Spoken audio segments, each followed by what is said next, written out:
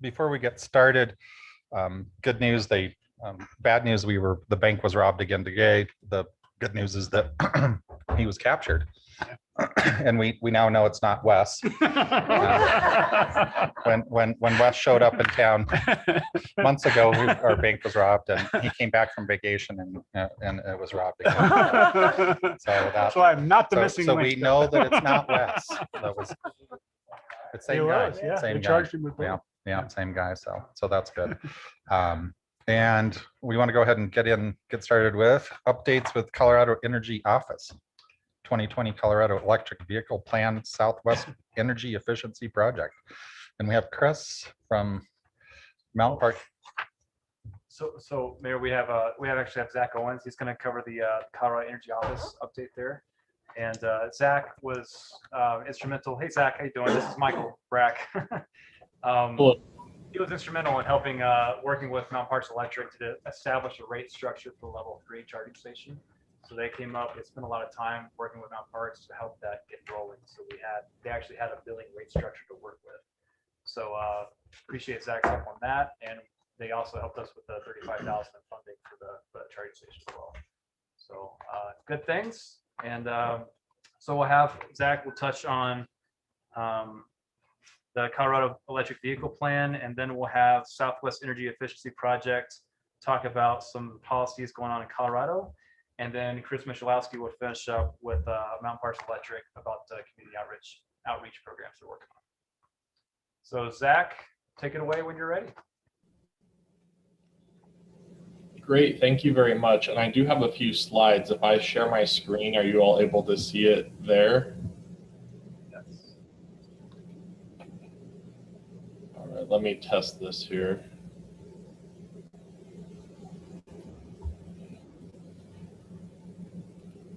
Okay, you're on. Looks like a PowerPoint. Are you seeing my notes or the slide? The slide. The slide, okay.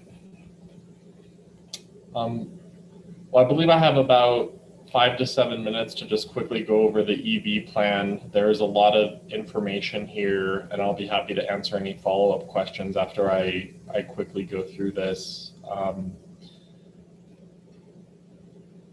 So in 2020, we released the state EV plan, which has the vision of a large-scale transition of Colorado's transportation system to zero-emission vehicles. And that includes 100% of light-duty vehicles being electric and 100% of medium and heavy-duty vehicles being electric as well. So a pretty bold vision. I won't spend a lot of time going into each of the broad goals stemming from that vision, but one I'd like to highlight that we often refer to is increasing the number of light-duty EVs to 940,000 by 2030 in the state. And there's a plethora of additional goals, but kind of what I'll be speaking about today really feeds into that broader goal of 940,000. And then stemming from the goals, there are numerous actions. So Chris mentioned a couple of these, such as providing grants for charging infrastructure, but what I'm really focusing on today is providing grants in support of local EV readiness planning, and that includes support for EV-ready building code adoption as well. So within that kind of broader local government support, the state EV plan really calls attention to the Energy Office supporting the development of building codes and regulations that encourage the installation of EV charging equipment.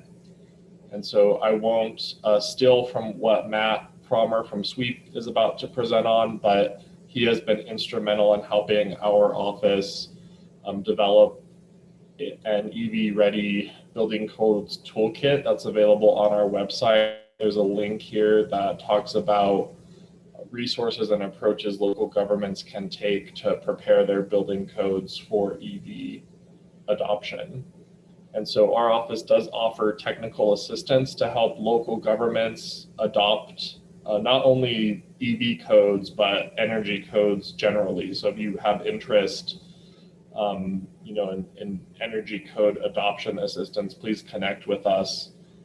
And in conjunction with that, the state EV plan calls attention to local government planning efforts to develop local EV readiness plans. This is just a quick snapshot of some of the local governments that have adopted EV readiness plans across the state. This is not comprehensive. We actually have been working with Pueblo and Steamboat Springs and Durango as well to develop readiness plans. And so we would welcome, if you're interested in developing this type of readiness plan for you all as well. I realize I'm short on time, but just a quick snapshot of what's typically in these EV readiness plans, a shared vision for EV adoption and infrastructure in the community, an assessment of the existing EV market, an opportunity to engage and align stakeholders, and kind of jumping to that bottom bullet there, policies and programs to increase adoption. And so if you were interested in this EV readiness planning route, we really see the EV ready building codes as a strategy that could be included in that broader EV readiness plan. And so very quickly, our office provides up to 50% cost share, up to $20,000 to communities to develop EV readiness plans. We only fund third-party contracted services.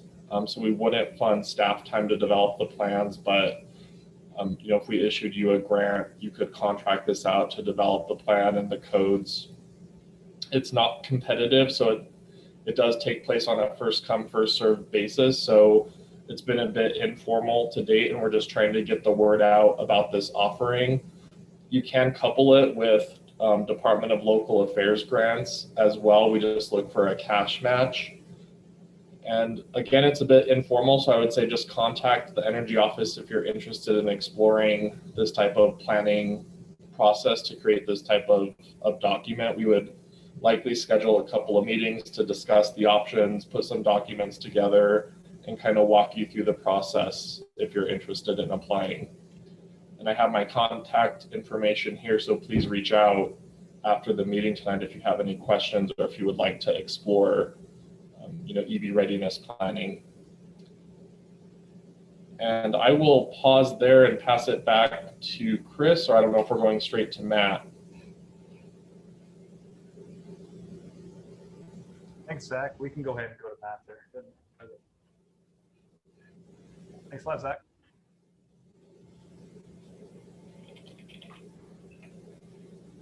All right, Matt, I have just made you a co-host. If you'd like to unmute yourself, and you can share your screen when you're ready.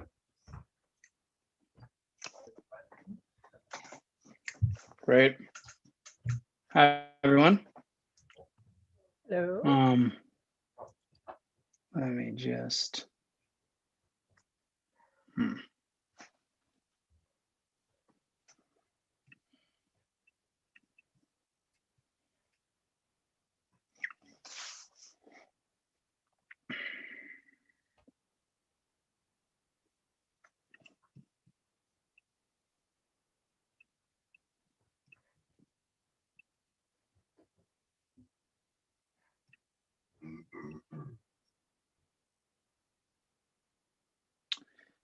All right, can you see a slide? Yes. Yes. Okay, great, thank you. So yeah, my name is Matt Fromer. I work with the Southwest Energy Efficiency Project, or SWEEP. We work in the 5-state Southwest region, and I work on transportation, so electric vehicle policy, so a little bit of work on like multimodal and transit and those sorts of things. But today I'm going to focus on electric vehicles and really what local governments can do to accelerate EV adoption in their communities.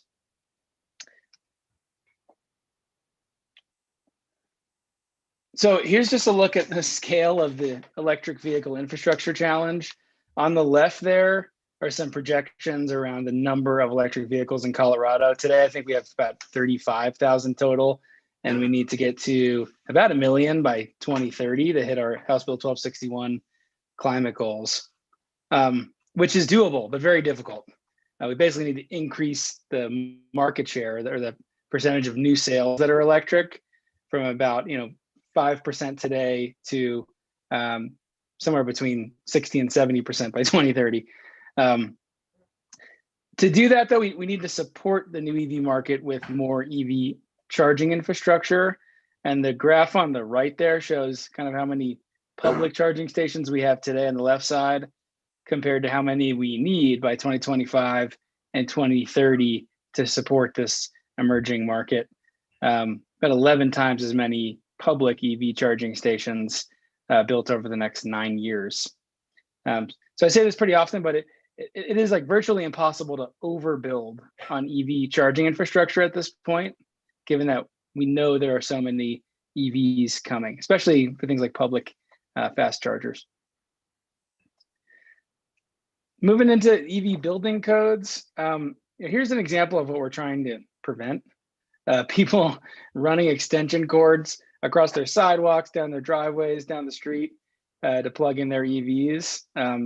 It's a safety hazard, and a lot of people just don't even have an outlet outside to actually plug in their vehicle. So the idea with EV ready building codes is that we're future-proofing all the new buildings, both residential and commercial, so that it's easy and inexpensive to install a charging station later.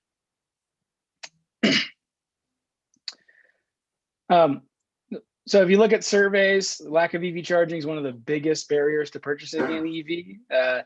A AAA survey from a couple years ago said 6 in 10 Americans are unlikely to buy an EV because there are not enough places to charge, or they're concerned they'll run out of charge while driving. So simply need more charging stations. I went over this a bit. Again, we need more charging stations to support the market. Also, adding this infrastructure during new construction helps to avoid the higher cost to do it during a retrofit when you've got to deal with soft costs like permitting and inspection. You've got to demolish and then rebuild certain infrastructure, and also sometimes upgrade panels and that sort of thing. This cost can really add up. So here's a look at the costs of this electric vehicle charging infrastructure. On the right there, we're comparing the blue, and that's the cost to do it during new construction, versus the green, which is the additional cost to do this as a standalone retrofit later. And this is an example from the city of Oakland in California for multifamily residential and for commercial buildings. You can see it's up to 6 times more expensive to do this later during your retrofit. And I should mention, this is just for the infrastructure. This is before you even actually plug in the charging station or buy the electric vehicle. So, just this part is really a deal breaker for most people since it's so expensive. So onto the code. These are a few of the definitions that we use for EV infrastructure in new parking spaces. We've got EV capable. It's kind of the bare minimum, where you have the panel capacity, the branch circuit, so the space in the panel, and then a raceway or conduit that runs from the panel to the parking spot. So you can install a circuit later. You've got EV ready, which is a full circuit with the wiring in place, and the wiring typically terminates in an outlet. We usually advise with 240 volt, 40 amp outlet, which is really what you'd use for a dryer. And then lastly, EV installed, which is actually a full charging station capable of a level 2 installed during new construction. And I gave some examples here. I typically point to, I guess I have some examples later on a kind of the gold standard EV ready building codes in Colorado. Right, so this is the progress over the last couple of years. I've been trying to keep a master list of all the EV ready building codes in the country, which is getting harder and harder every year. But some of the ones that were updated in the last couple of years, we've got Denver, Boulder, Golden, and Fort Collins, and you can see different requirements for single family residential, multifamily residential, and for commercial. And then some examples from around the country. I always like to highlight Vancouver, since you can see for multifamily there, they've got a requirement that 100% of new parking spaces have an EV ready outlet. So it's nice and easy. You don't have to argue over who gets access to the charging station. Everyone's got a plug. Should mention too that for most electric vehicles that you purchase today, they actually come with a charging station, a portable cable in the trunk. So it's got a bag and a portable charging station. And so really all you need is the outlet to then come and plug in and charge the vehicle. Here's a map of local governments that have EV-ready building codes. Aspen, Boulder County, City of Boulder, Breckenridge, Denver, Fort Collins, Frisco, Golden, Lakewood, and Summit County. So that was my last slide on EV-ready building codes. Happy to chat about that. I also just want to mention a couple other things that Fraser might think about in terms of transportation electrification. So one is electrifying the fleet. We've seen a lot of activity here in Boulder County and Denver. On the right there, I have a fleet electrification replacement schedule for Boulder County. And you can see each year they're adding between 25 and 32 new EVs to the fleet.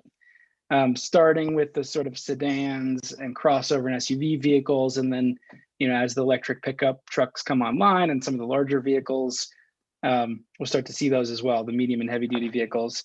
The photo below there is of a Mitsubishi Outlander. It's a plug-in hybrid electric vehicle, and it's an SUV with 4-wheel drive. So lots of interest in that vehicle because it's great in all temperatures, can work in the snow with the 4-wheel drive. And I know both Boulder and Denver recently bought in bulk the Outlander. All of these municipalities on the left here have set fleet procurement strategies, or we call EV first procurement policies, where for any new vehicle, sort of the default is going to be an electric vehicle. And if the vehicle doesn't fit the needs, the operational needs of what the department needs it for, they can choose to opt out. But this way, we're starting to scale from a pilot phase where we have just a couple electric vehicles in the fleet and to really full scale implementation. And I think this is the last slide. I want to mention electric school buses, which I know West Grand School District up in your neck of the woods just received one of the first electric school buses in the state of Colorado. That's a picture on the top right there. And then Boulder Valley School District also received an electric school bus. So far, the Alt Fuels Colorado program has awarded funding for 14 total electric school buses. That's funded through this Volkswagen settlement. And I just want to mention, that money's kind of starting to run out here. There's, I think, enough for 2 more rounds, and there's 2 rounds a year. So 2021, we'll start to see the Alt Fuels program kind of run out of some money. I think we'll be able to replenish some of that, assuming Senate Bill 260 passes, but that could take a few years to kick in. So if there is interest in Fraser and electric school buses, just want to point out, this is a good time to get on it and submit an application, while the money's still available. That's all I've got. So here to take some questions.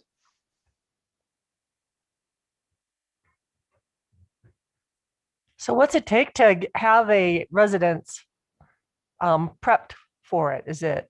What kind of electrical service is it? For an EV ready parking space? Yeah. Yeah. So for a single family residence, it really is just another dryer outlet. It's a 240 volt, 40 amp circuit. Okay. In the garage. Yeah.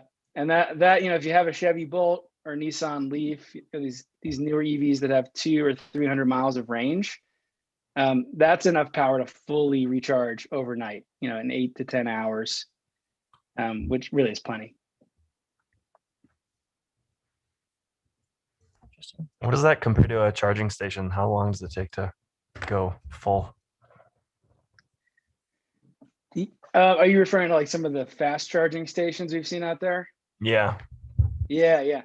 So, right, those are going to be a lot faster. Kind of the minimum there is 50 kilowatts compared to level 2, which is like 6 or 7 kilowatts. And then now we've seen them up to 150 kilowatt. They're future proofing them for 350 kilowatt.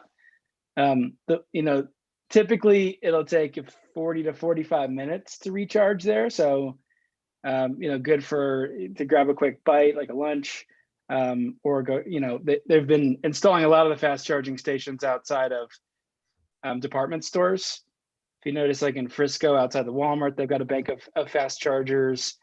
And frankly, it's really good for businesses since you kind of have like a captive audience there, where people park, charge, come in, buy some groceries, and then move along. I would say if you look at the data, well over 80% of EV charging takes place at home. It's like very similar to really like an iPhone or any smartphone, where you come in the garage, plug in overnight, and you can basically fully recharge overnight. And it's really just for the longer road trips that you need the fast charging station. Gotcha. You mentioned you want to have 940,000 cars, EV cars by 2030. 2030. What amount of cars are going to be on the road in 2030? What percentage is that? It's about 17%. We've got like 5.3 million cars today, and with a little bit of population growth, we're expecting to increase that, I think, to 6 million. So yeah, still really only 17%. The fleet turnover takes a while, right? I think the average lifespan for the car, on the road in Colorado is like 12 or 13 years. So from the point we get to, the higher penetrations of EV market share, it'll still take another, 12 to 15 years to fully turn over the fleet. So long term in the future, when people are taking road trips with electric vehicles and you pull into a filling station, what's the charging mechanism there, so people aren't? What's the shortest amount of time we're looking at to fill up a car, basically fill up the electric vehicle? So yeah, for a fast charging station, you're looking at about 45 minutes to get to about 80%. Yeah.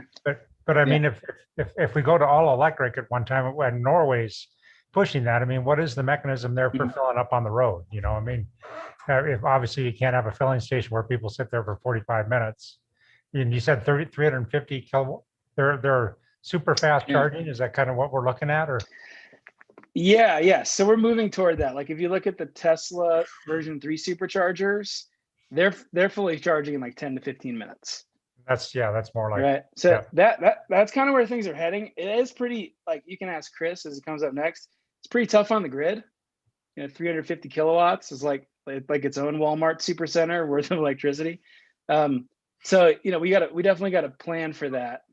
But again, it is sort of a paradigm shift in how we fuel our vehicles, right? And the vast majority of it happens at home, and most people don't take long trips daily. I think the average person only takes 4 trips longer than 150 miles per year. So I think we're looking at just different dynamics and how we fuel our vehicles in general. So yeah.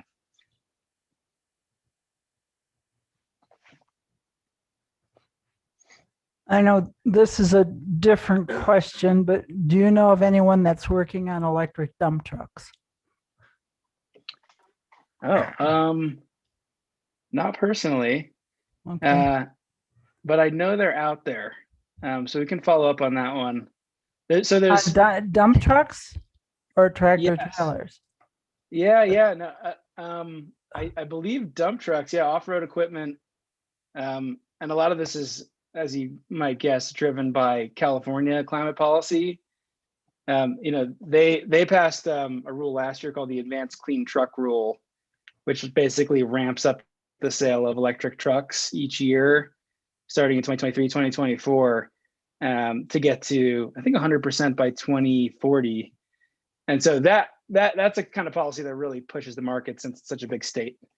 So yeah, it's definitely hard to electrify all the vehicles on the road, but we're getting there. For a dump truck, for example, yes, they need a lot of power, but they're not driving very far. So I think that can be accomplished with the lithium-ion battery.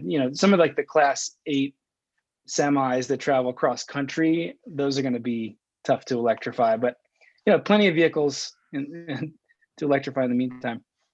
Well, the dump truck has the added challenge of the hydraulic system to lift the dump bed. And so well, I'm glad someone's working on it. Eileen's the co-founder of Volvo and Daughter Trucking. So and they've run biodiesel in their are you still running biodiesel in trucks at all? Or it's harder to get. Yeah. But yeah. But my son's been looking for a dump truck for sure. So Well, keep up the good work. Yeah, Matt, appreciate it. Appreciate the time. thanks, Matt. Oh, anytime. Yeah. I'll drop my email address in the chat in case you have any follow-up questions. Thanks. Set. All right. So I was going to provide just a local snapshot of what type of interest we're seeing for electric vehicles, as well as what type of infrastructure is out there. So we're seeing year over year growth as far as the purchases. Currently, there's 86 vehicles registered within Grand County that are electric. There's a large number of EVs owned by second homeowners who register those vehicles elsewhere. So we don't know, how many in total there are, but it's a pretty good bet that there's probably more EVs owned by second homeowners than there are by locals. Mountain Parks Electric, we're a big believer in electrifying transportation. We think the path towards decarbonization is going to require two things. So the first step is to clean up electricity. So currently the power in this room that we're using is 33% renewable. It's going to be 50% renewable in 3.5 years. So clean up electricity, that's step one. And step two is to electrify everything. So we need to put that renewable energy to work in our everyday lives. Actually, we have a fleet vehicle that's a Tesla. I drove it here tonight. On the side in big letters, it says electrify everything. So we put that message out there. And really it's a pretty simple concept to understand. Rather than buy a gas vehicle that's going to emit CO2 for its lifespan, you can buy an electric vehicle that runs off 33% renewable now, 50% renewable in 3.5 years, and then it'll only increase from there. So that vehicle purchase today just becomes cleaner and cleaner over its lifespan. And really, kind of to echo what Zach Owens from the State Energy Office shared, transportation is the largest emitter of CO2 in the state of Colorado as far as sectors go. And we're just not going to see meaningful reduction without addressing transportation. So here's some things that Mountain Parks Electric is doing to support electric vehicles and charging infrastructure.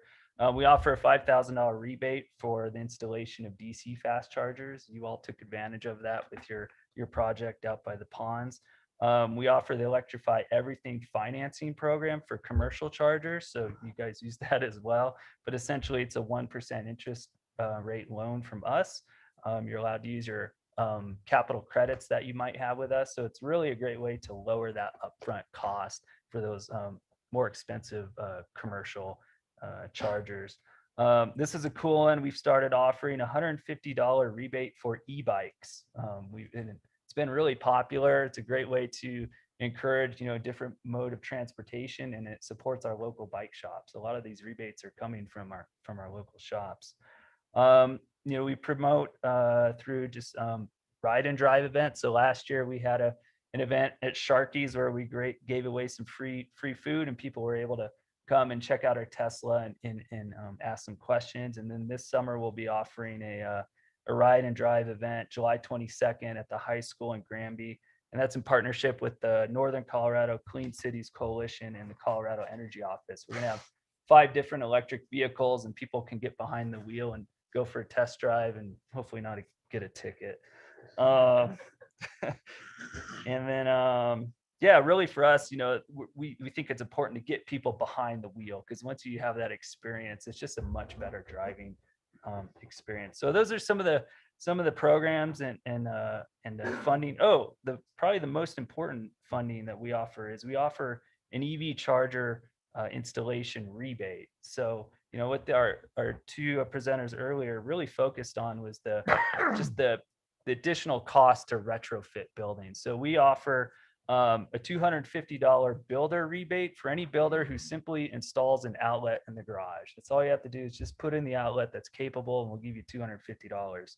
And then if you have an existing home, we actually double that, and we'll give you $500 to put in the outlet, and then we'll give you $500 a rebate for the charger itself if you purchase that. So we're seeing growing interest in the communities. A lot of the calls that I've been receiving lately have been from developers and builders, especially the last 6 months.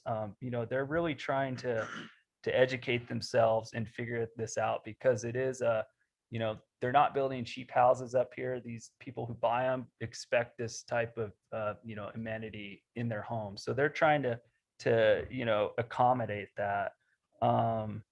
You know, the issue of range anxiety as far as Grant County goes, you know, last year we didn't have a single fast charger in the county. And by the end of this summer, we're going to have 4 communities throughout the county that offer fast charging. So that, you know, the issue of driving throughout the county and not being able to charge quickly is you know, it's slowly going away.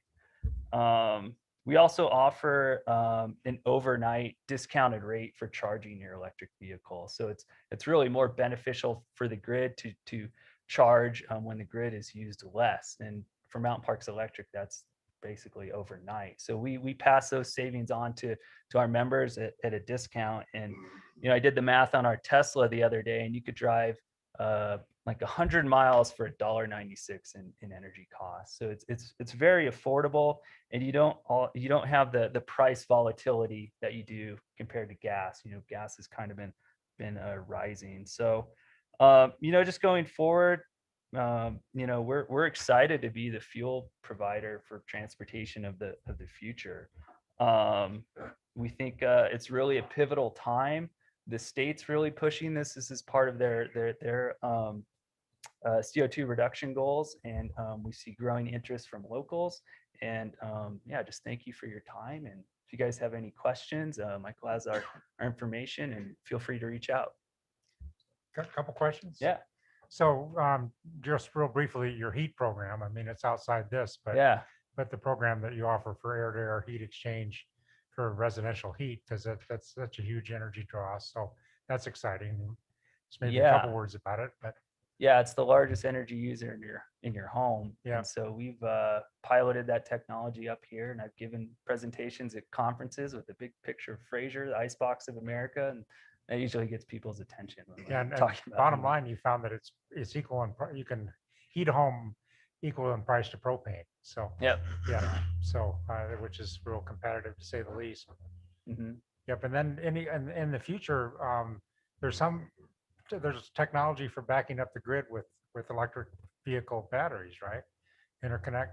That's kind of farther down the line, isn't it? Or Not too far. We're actually, you know, in talks with the East Grand School District on electric bus project that's going to be vehicle to grid. So when, you know, buses are mostly parked, especially in the summer. So while it's sitting there, it's full of energy. We can actually take that energy and put it onto the grid when we have system peaks. So that's a great application of it. As far as just kind of commercial or passenger vehicles, I don't know when we'll get there. yeah.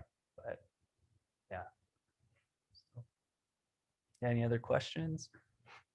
I just have a comment. I don't think anybody mentioned that Chris is on the Granby Town Board. Yes, I familiar with sitting on the other side. All right. And he rolled around in a barrel occasionally. Yeah. So I don't know if this is you or Michael, but how much use are our chargers getting? So it's seasonal use. The level 2s and level 3s are being utilized really well. It goes between 40 to 120 users a month. So it just fluctuates, but on average, I would say it's around 60, 70. And those big holiday weekends when we have a lot of use, especially in the summertime. But they've been increasing in usage. We're making money off both the chargers right now, which is great. They're paying for themselves, and hopefully we can generate enough funds to quickly pay off just the rest of the balance that we have for level 3, which that $93,000 charger cost us like $7,000, which was awesome through the Electrify Wow. Everything program that they did and the grants that we got through the Colorado Energy Office. So we should be able to pay that off soon and then look at expanding that more. So the level 3 is getting used. It is absolutely. Chris, how much is a residential charger? you know, $500 to $700, something you can buy at Home Depot. And you're giving $500 rebate on that? Yeah. So oftentimes it's really no expense. Where it does get more challenging, like the previous presenters mentioned, is in putting in the actual outlet. Right. You know, if you are, especially multifamily, you know, it gets fairly complex. And those are a lot of the calls that I deal with is people who live in condos who really want to get an EV. They just don't know how to get a charger installed. So that's where kind of the building code and just putting that outlet in there ahead of time makes it a lot more easier. Thank you. So do we need to change our building codes to start mandating that? Is that what you're asking? Or is there something, can you give information to the, or have you already to the building department? So when we have builders applying for their applications, you can let them know about what these rebates are and. Yeah, we reach out to the building community about rebates, but Okay. really it would be Matt Fromer, probably working with Michael if you guys were Okay. interested in, an EV ready plan or something like that. Yeah, if we, as we go forward to consider and possibly try to sell this code change, it's having some cost estimates and some budgetary things for builders and for homeowners to see what, it sounds like the lowest bar that we could do, the least expensive would be the conduit and EV ready basic, not completely, what is it, EV? This level Yeah. below where it's actually wired, but with the undergrounds in, the conduits in. Yeah. and if- So that's the hard part anyway, and if we could begin to show the budgetary impact of that, we could possibly sell this, because it would have to be a code. Voluntary is good, but we should really consider that, should we make these code changes, so. And Matt Fromer with Sweep has worked with, you saw the list of cities he's worked with, and he's really a great resource for that. And we're gonna have to move fast to stay ahead of Granby on this, right? Get there eventually. All right. Well, thanks for your time. And Thank you. So what do we do if we want to apply for EV ready? Since it's the That sounds first, like Michael and Yeah, so I'm gonna Matt follow up need on to get together. the ready plan. So I was gonna look at specifically Pueblos and Durangos and see what that looks like. And a lot of it is requiring that infrastructure for the residential. Kind of like what Andy was pointing to right now for the commercial level, it's kind of challenging, like for gas stations, just to have a bunch of electric chargers when it takes 30 to 45 minutes to charge. A lot of times, people are just looking for like, a 15-minute charge to kind of get a little bump, right? But the residential is the big part. Like what was said is most people are using they're charging their vehicles at home, and having your electrical panel ready for that, having that additional space saves money versus retrofitting it later. That's what they're talking about. It's actually requiring that with electric panels, so that already has that capacity to accommodate electric vehicles per unit. So we visited that, I believe, a couple of years ago, and I think the consensus was what was said is basically it was already too expensive to build, and adding that just provides that additional burden. But there's still can always be a conversation there on revisiting that and seeing if it's worth that, especially if we're looking at EVs really on the rise. Winter Park's looking at electrifying all their transit buses by 2050. Getting the first one, I don't know if it's this year or next year, getting the first electric transit bus. So it's coming, they're budgeting for their new transit facility too, having a few level 3 charging stations for their buses. So it's coming. It just depends on, do you increase the fees for the building costs to accommodate these? It's kind of that there's a trade-off there. And there's rebates available, which are great, and that helps. But end of the day, you're looking at that additional cost, and is that something that you want to put to your building code?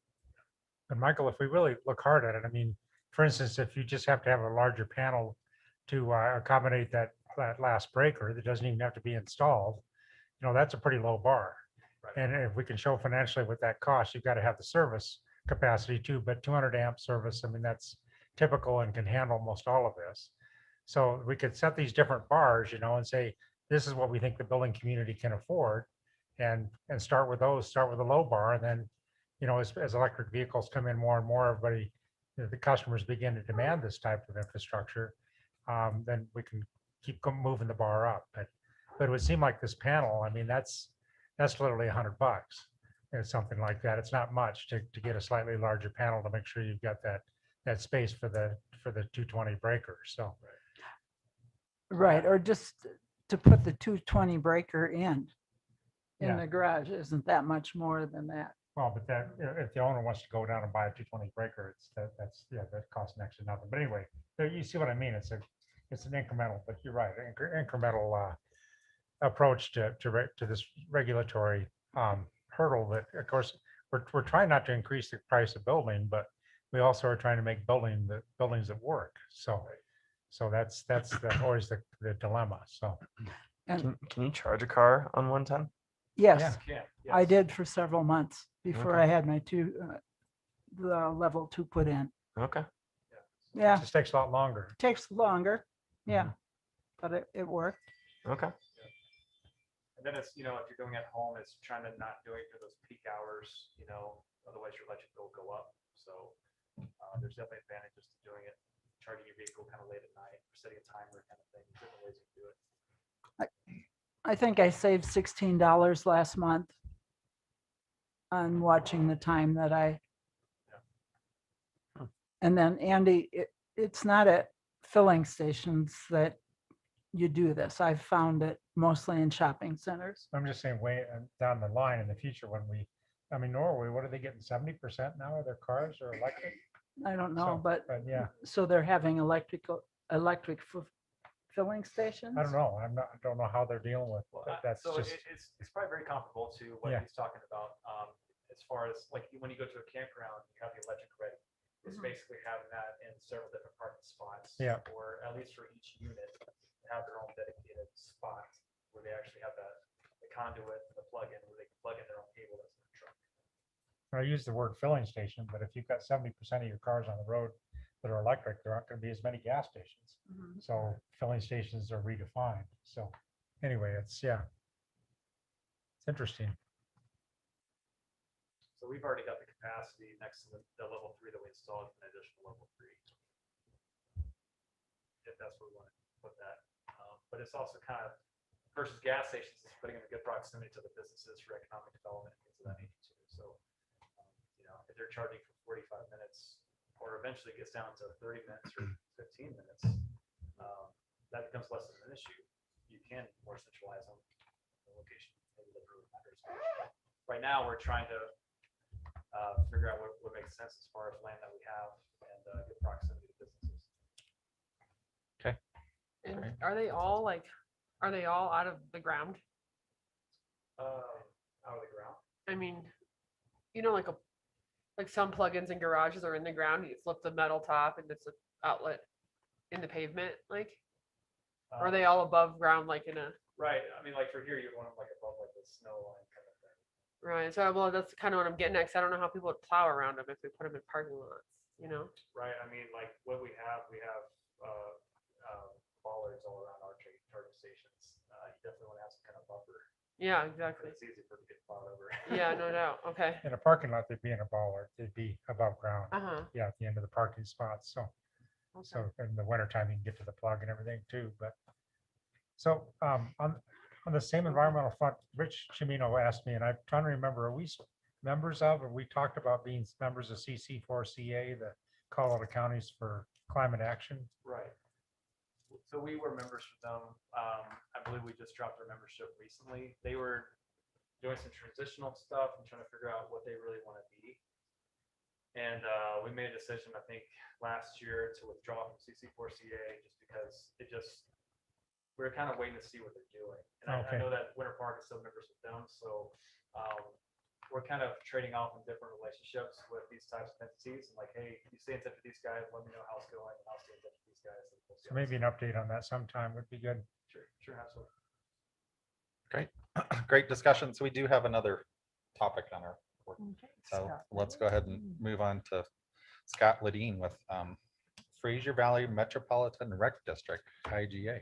Mayor and Board of Trustees. So Scott and I had a conversation, a month or so ago. He gave me a good update on what the rec district was up to. And also he and I had a discussion about updating the intergovernmental agreement between the two entities.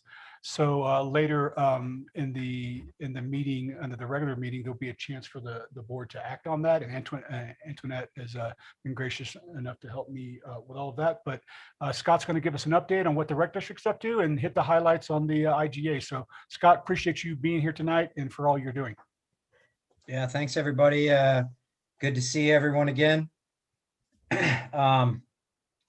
First of all, I think the IGA has served both the recreation district and the town well over the years.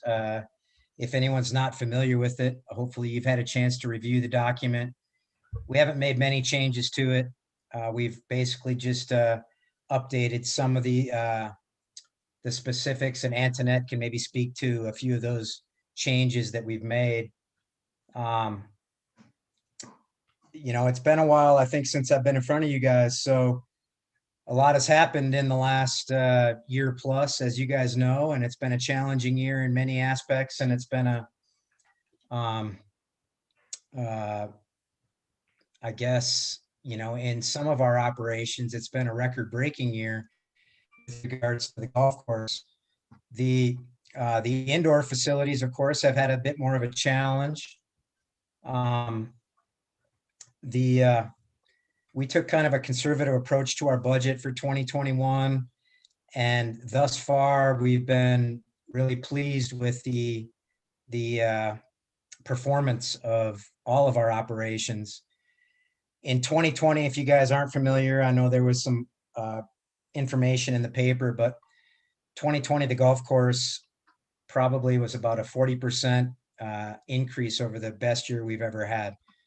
The rest of our operations, as I mentioned, the indoor operations with limited capacity, no releases at the foundry for movies, and all the other challenges that came along with implementing a reservation system at the rec center. We kind of froze all of our capital improvements. We tried to reduce expenses as much as possible. And all in all, we came out of things pretty well. We're still looking for some options with regards to recovering some of that lost revenue through the ARP. I'm a little concerned that they haven't set aside amount for special districts like they did with CARES Funds Act or CARES Act dollars, but we're lobbying, as is the Special Districts Association.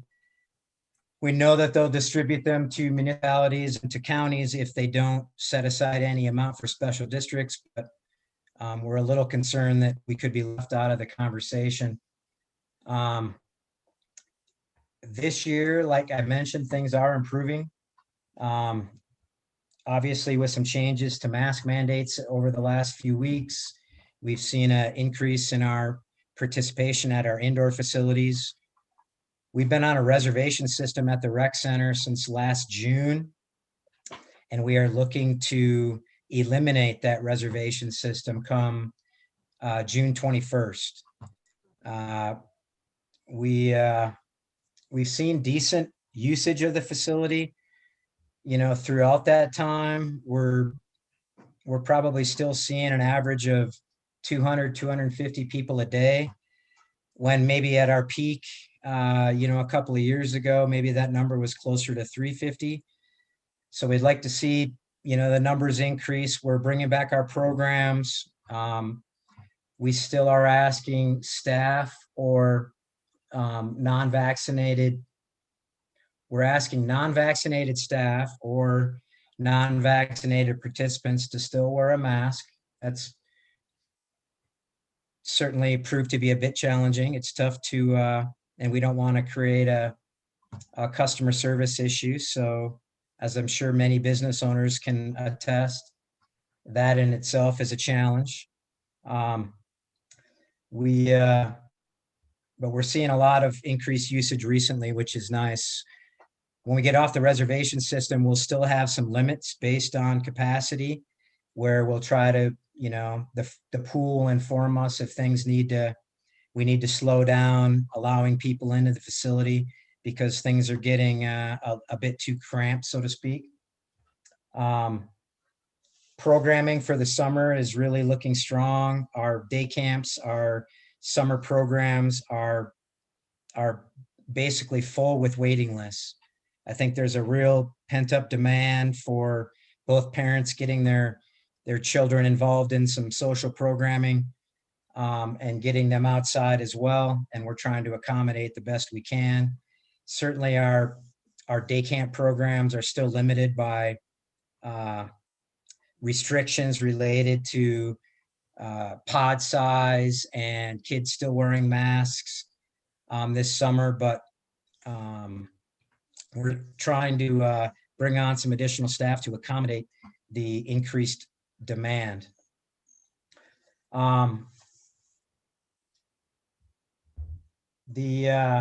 You guys may have seen in the paper yesterday that I submitted a press release related to the TV translator system, which we will be, I guess, will be ceasing operation as of July 14th. Since the late 80s, the Rec District has provided a low-power television translator system. A little bit before my time, I'm not quite sure how we got into the television business, but the FCC has mandated that all analog systems move to a digital broadcast, and that proved to be pretty expensive for the amount of people that were using the system.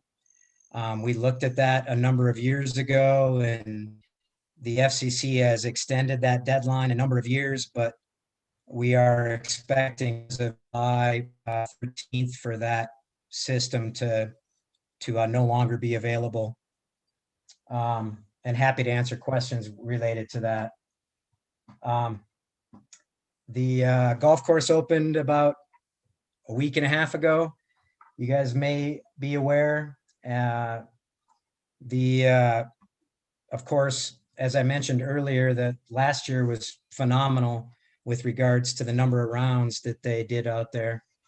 The early reservations look strong. We're going to host our Grand Classic Golf Tournament along with the Grand Foundation and Grand Elk Golf Course on Father's Day weekend, Friday and Saturday. We have a sold out tournament with 216 golfers, and all of our sponsorships have also sold out. So a lot of interest in the golf industry and that particular tournament.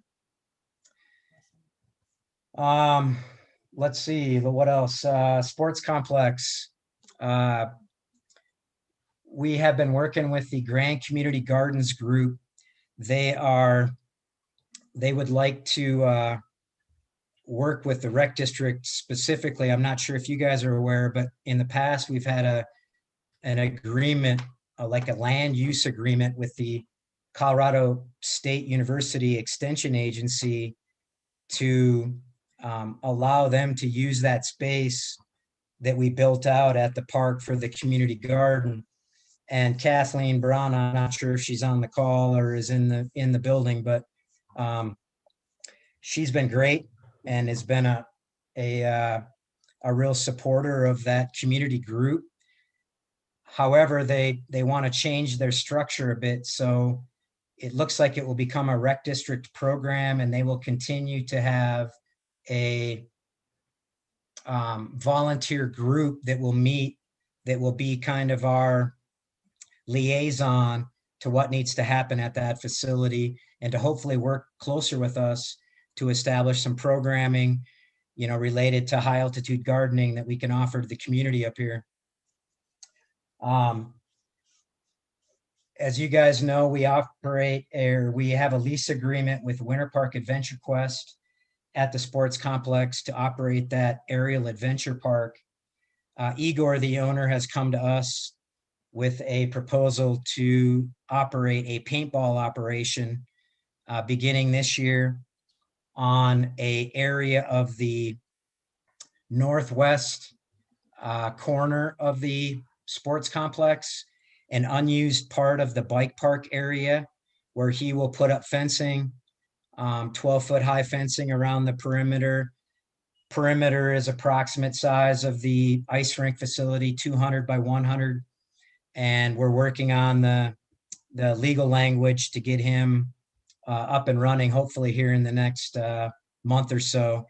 He's waiting on some of the equipment and fencing to be delivered and installed, of course. Let's see. The Foundry, we saw our best weekend at the Foundry in the last probably 15 months. It's helpful to have some new releases available from the studios. We sold over 400 tickets in 4 days, and I can't remember the last time that probably, March of 2020 when that happened last. So that's exciting. We are still limiting capacity in the theaters to around 50 per screening. But again, having the studios release new movies has been super helpful. Bowling has been operating above budget, and that's good to see. And we had a successful league that completed over the winter, and we have a current kind of summer league going on as well. Excuse me. I would like to just shout out to our staff for kind of being so flexible and willing to change on a day's notice, in an hour's notice, sometimes with regards to our programming and everything else. It's been a challenging year, as you guys know. Love to answer any questions that you guys might have. I'm sure I forgot some stuff.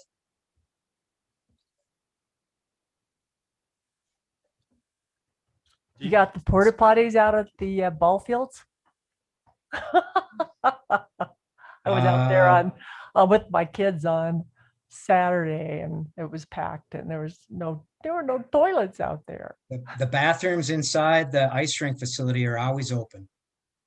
Huh? I guess I didn't pull on the door hard enough. Yeah, we had events going on out there. We had a graduation party. The bathrooms down by the soccer fields are open as well. So I apologize, but yeah, it's all right. softball. I was going to bring it up, but I couldn't resist the opportunity. I am.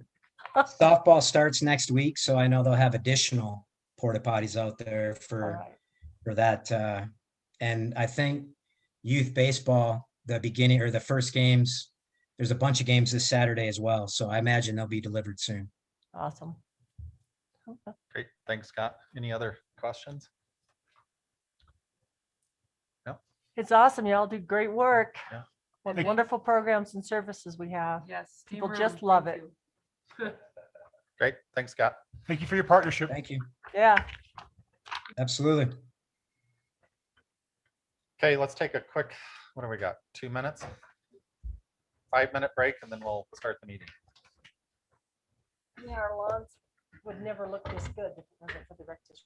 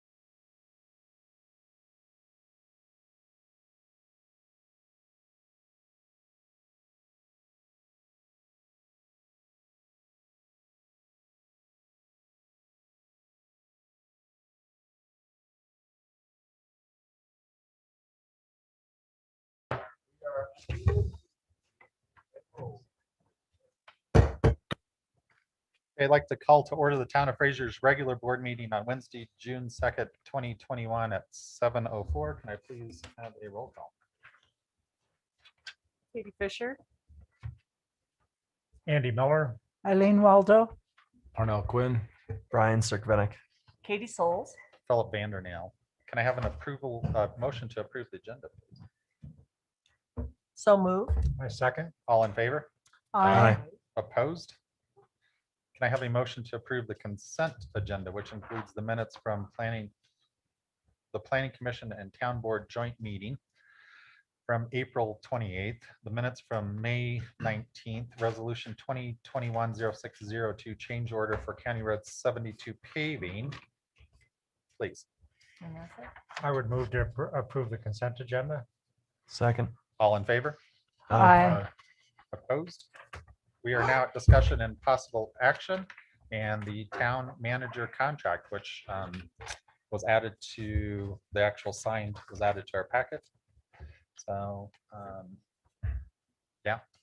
Mayor, Board of Trustees, so at your direction, Rod and I have been engaging Mr. Cannon over the last week or two. So in front of you tonight is a contract for the permanent town manager for your consideration and discussion. We were, Rod and I believe, able to negotiate this inside the parameters that you provided to us, consistent with the salary, the leave, and then we aligned to make sure that any termination and or resignation, those days were the same. So there was not a disparity there. So it's up to you for your consideration. So.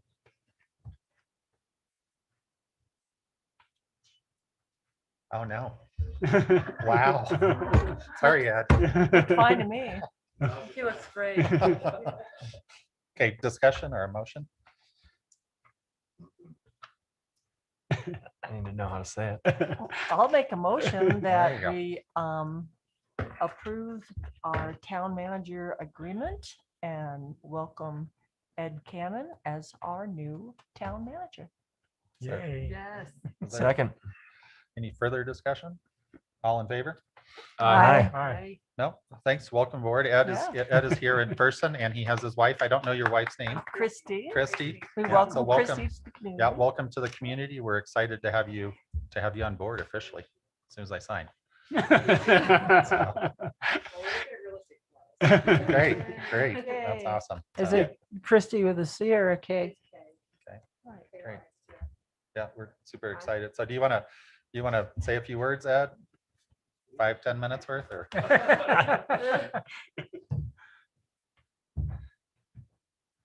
I'd just like to say that I'm very excited about this opportunity. Fraser's a wonderful town. Quite frankly, I've gotten to know not only all of you, but most of the staff over the past 6 months. I feel like I've been a member of this community for 6 months already. So I'm anxious to get to work. Wes and I have had some discussions. I met with Catherine right here She's this on. afternoon to talk about, some of the issues with planning and so forth like that. So I'm really anxious and enthusiastic to get started, and we'll be seeing you more regularly in the next couple of weeks. All Excellent. right. Thank you. Great. And Welcome. welcome aboard. Welcome. Yay.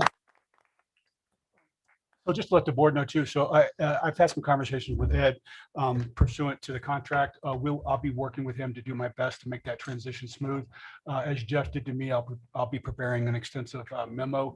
I've got a series of meetings that I'll be working with Ed over the next few weeks. We're going to start on Friday, and I'll be dragging him to multiple conversations and meetings. I'll make sure I reach out to the community, to the contacts, our partners at Winter Park, the police department, just other city managers, county, rec district, fire, et cetera, and make sure I knock on those doors, make introductions, and do my best to help him. As you know, I'll be around. You won't be rid of me quite yet, and I'll be working hard behind the scenes to make sure Ed's transition is as smooth as possible. I did tell him if I get too much, just kick me in the shins and I'll go away and fish or I don't know, do something else. But I'm here to make that transition as successful as possible. So, all right. Great. Awesome. Thank you. Thank you. Thank you, Wes. We are now at, we have a couple funding requests next, and it's prudent that we but we listened to we're going to have the discussion. They're going to introduce and give their why they want to have these requests, but let's hold off on making a decision until, a second reading at our next meeting. So, so that's the way I'd like this to play out. And first up is Grandkids funding request.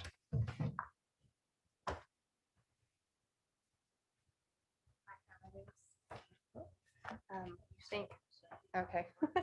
I think, yeah, Mike has us going here. I just would like to say good evening and thank you all so much for having us. My name is Ashley Bobo. I'm the Executive Director of Grandkids Learning Center. I have been the Executive Director for 11 years now and am almost approaching my 16th year with the organization. We also have our treasurer, Casey Sawatsky here. Her son is currently in our pre-kindergarten classroom. So I know you guys all received our letter of request, but we did want to take a little bit of time to move through the request with you. And so we'll, I think, maybe see a presentation. I don't know. You can go to the next slide. Oh, thank you. Yeah. So I'm fairly certain most of you know at least a little bit about who we are, but I just wanted to take a few minutes and give you a few details. We do have 2 locations here in Fraser, as you can see from the slide. Within our 2 buildings, we currently are operating 5 classrooms. We have an infant, toddler, junior preschool, and pre-kindergarten classrooms. We currently have 54 students from 46 families. And right now we have over 75 children on our wait list and growing, as I took 2 more calls today since putting this together. So we currently have 12 teachers, a site director at each location, and then myself as executive director. So, and then you can move to the next. Yeah. So just why we are coming to you, we need financial help to make a turnaround from the past 3 years of setbacks. When 90 to 95% of our income is coming from tuition, and the rest is variable from fundraising opportunities and grant writing efforts, we end up with huge setbacks from even the smallest changes. And our 2 largest setbacks of recent have been taking over our second location and COVID-19. But please don't get us wrong. We have seen benefits from both of these outside of the financial constraints that it's given us with being able to support more of the community needs by taking more children in our program and being able to overall consistently provide care through COVID.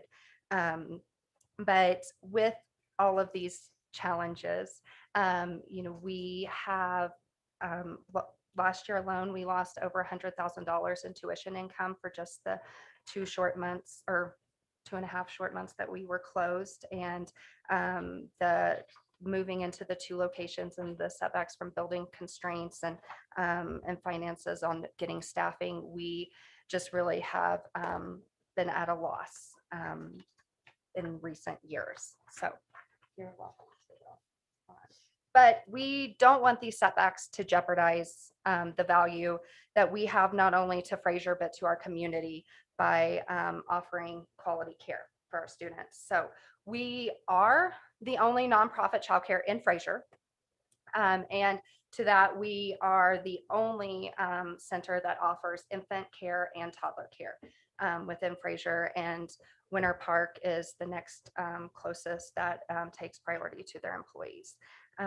But like Fraser, we want to have we want a sustainable town, and that's not able to happen without reliable childcare to offer the workforce opportunities to have care to continue to work in our community. So, but please don't get us wrong.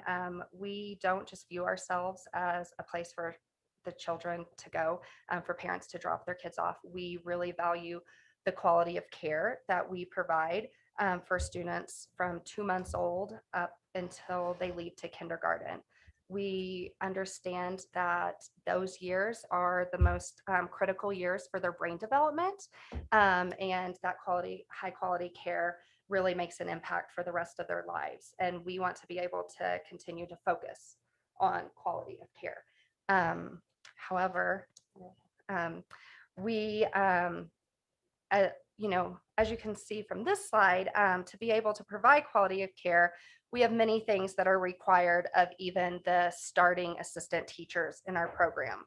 I think many people probably assume that we can just hire anyone to come in and work for us, but that isn't the case. You can see from just the background checks, trainings, yearly courses, classroom obligations, we have for the starting teachers, it's quite a bit, and it gets even more to become a lead teacher and even more to be director qualified. So considering all of this, our starting pay of $13 an hour just simply doesn't match the workload or the general requirements that our teachers must have to work in the field. So we, you know, our board has always fought the battle of teacher retention. And every year it is the #1 topic at our strategic planning meetings. But this year truly hit us like a ton of bricks. Between the end of April and the end of July, we will be losing a total of 5 teachers due to housing issues and lack of pay. And there's a couple of quotes from the surveys that came directly from the teachers that we just did at the end of April. So from this knowledge and our most recent surveys, as you see, our board is determined to resolve at least one of the biggest issues, lack of pay.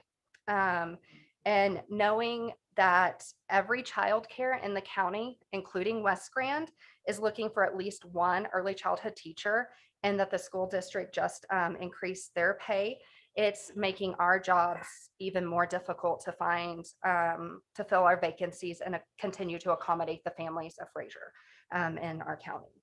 So I will actually turn it over to our treasurer, Casey, and she will kind of outline some numbers for us.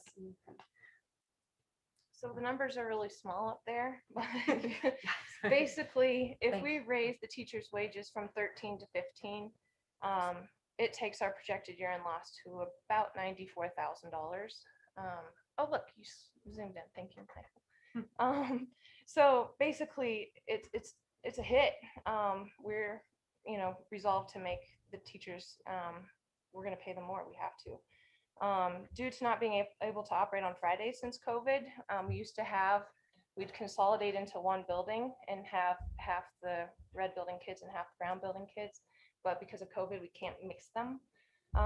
We aren't able to operate on Fridays. So we've lost about $60,000 per year on the tuition from those Fridays, not accounting for teacher time. So we take you to the next slide so we can show you how we can cover this loss.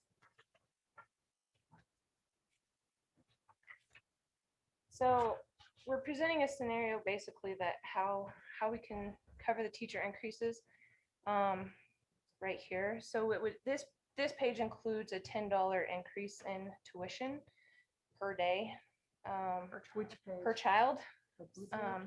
So you can see on the left side the tuitions for each of our classrooms, and you can see the current year and then the projected if we did the $10 increase. So that would be a huge impact on our families. We've already increased tuition by $3 per day at the beginning of 2021, so this year. And knowing that so many of our families are still trying to recover from the loss of wages throughout COVID, we are worried that this increase might be too much for them to handle. But that way, like what we're looking at if we covered ourselves. It's a big chunk. We did look into what other communities are paying just for comparison purposes. For tuition, Breckenridge is about $80 a day. Steamboat centers are about $72. And that's for the preschool classrooms. That's for what we would deem the lowest income. So yeah. Currently ours is at 45, and it would be raising to 55 with this scenario.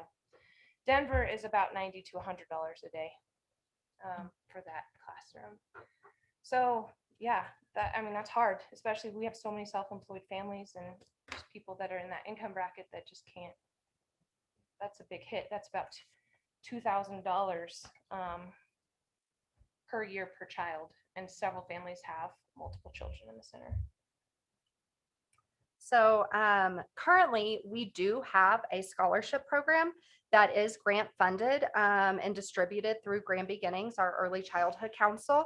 However, to qualify for the scholarships, you have to fit into a very narrow financial window that just doesn't allow many of our families that could truly benefit from this already to even apply. The max requirement is that they don't exceed 3,000 or 300% of the federal poverty level. And as you can see from the slide, that for a family of 4 means that their gross income can't be over $6,000 per month. So right now, we have several families that don't qualify for this scholarship and are on payment plans because they simply can't afford to even make one tuition payment a month. They have to break it up. So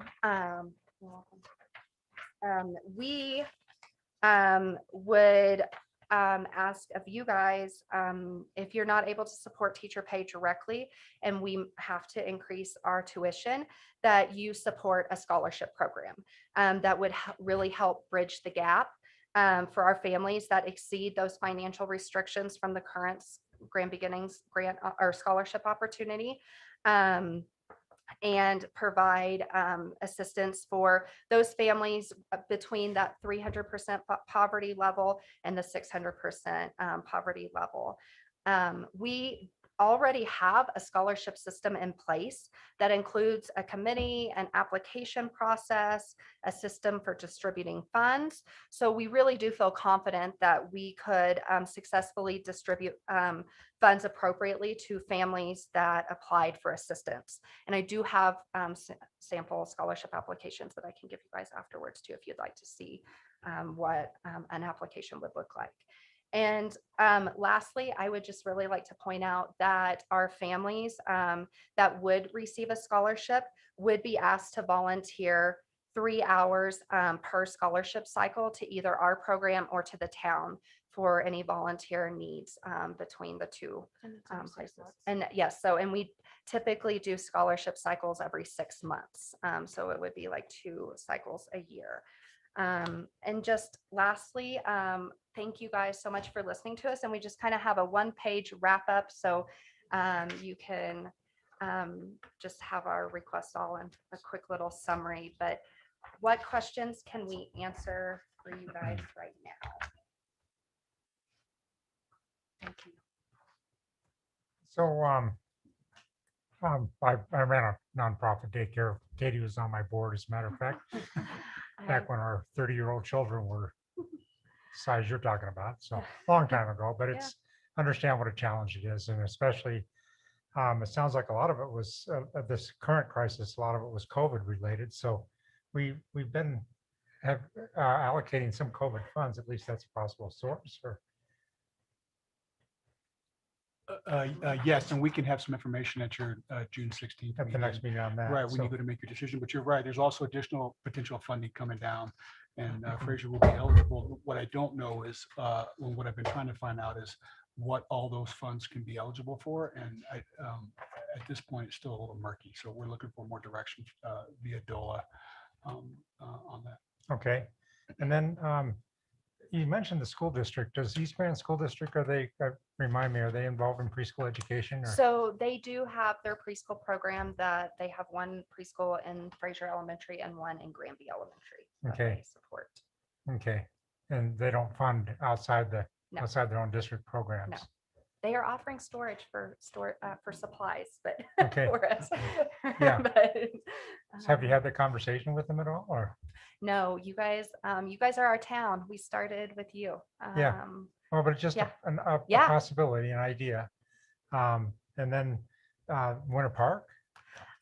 So Winter Park has always done a grant cycle that we apply for yearly, and they support our biggest fundraiser, Fall Festival, and the golf tournament. Right. And so they fund different projects through different years. Currently, they most recently supported the Fall Festival and $3,500 for general operating to cover some of the COVID expenses that we've been experiencing with higher I mean, we cost all of- recognize that a lot of these parents work both communities, so. Exactly. So I would We'd like imagine to that Winter present Park it to might, them as well. yeah, Yes. so yeah, Yeah. I imagine Winter Park might be willing to Mhm. help also. Absolutely. And then so I'm sure that this financial challenge is common through the state. Is the state stepping forward with much? So we did receive $3,300 from the Office of Early Childhood at the beginning of this year to cover COVID related expenses. And there is supposed to be more things in legislation pieces, but there is no official word what that will be and how much it would be able to support and what specific areas, if it will just be for COVID recovery or teacher retention or anything of those sorts. And then Grand Beginnings, have they had the conversation about, or is probably their scholarship fund is already maxed out, or is they talked So- about increasing the income parameters because of our cost of So I living sit here? as the Grand Beginnings Board President as well. So yes, our funds, I have taken as many of my piece of pie for our grandkids as we can for the county right now. And but we're about to start a new fiscal year in July. And so depending on what funds become available, but it's typically prior to Grand Beginnings taking over our scholarship application, which was really asked upon by the typical grantors that we get scholarship funds from, like at the state, like Temple Hoyne Buell and Ann Schutz Foundation. We were writing ourselves for $20,000 to $30,000 in scholarship funds a year, and right now we're maxing between 10,000 and 14 to be able to offer families. So it's even a decrease from what we have, and that's just simply because Grand Beginnings supports all the early childhood all the early childhood programs, not only in Greene County but Jackson County. I mean, it's one program in Jackson, but we have. And then you so- said you've got a waiting list of 75. yeah, over that as of today. And so any idea from Grand Beginnings, how many of those parents are going unserved at this point?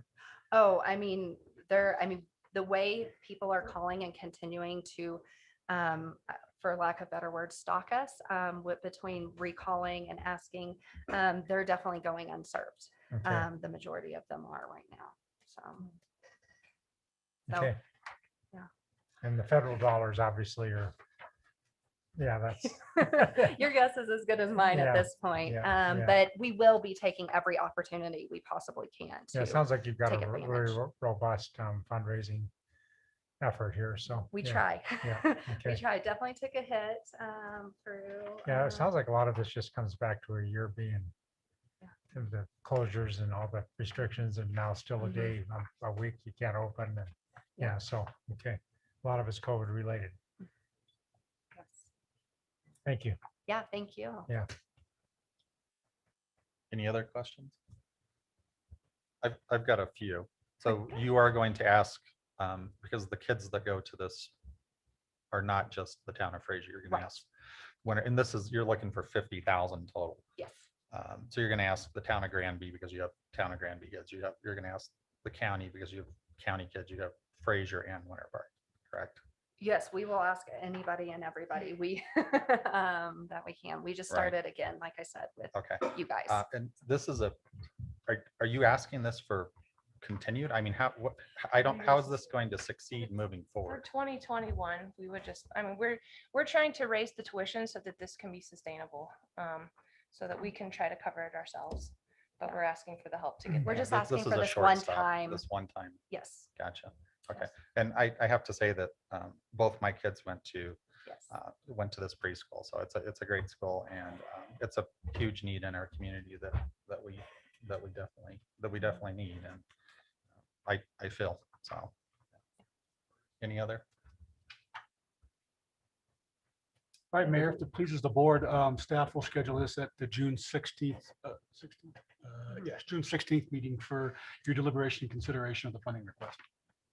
If And there's but- any other additional information you feel like you need to make a decision, please let us know. Yeah, and Beth could let us know where in the budget we could pull the funds from, what's Okay. available. Okay. That sort of thing. And then the COVID, yeah, possibility of COVID Right. funding, yeah. And as of the 16th, the state legislature should be done. Yes, ma'am. So we should know if there's anything there. I would hope so. Actually, one And- more question real quick, yes. sorry. What do you think the main reason is that of the staff shortage? Do you think it's the housing?